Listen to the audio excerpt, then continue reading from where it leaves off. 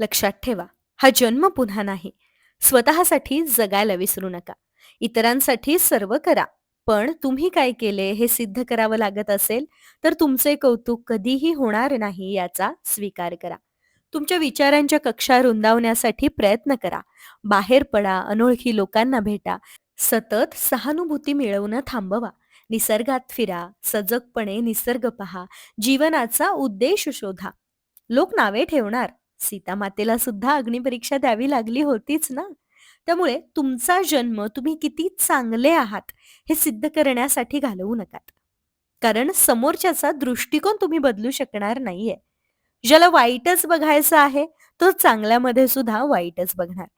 ज्याला तुमच्याबद्दल वाईटच बोलायचं आहे, तो फक्त वाईटच बोलणार. एक गोष्ट कधीही विसरू नका.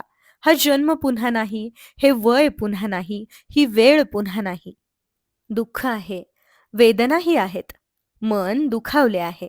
सहन होत नाहीये, पण ह्या सगळ्यासोबतच जगायचं आहे.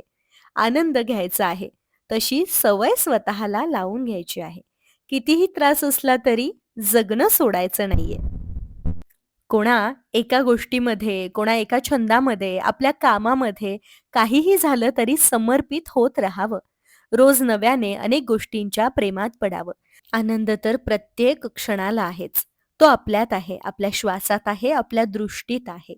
त्या आनंदाला जगूयात.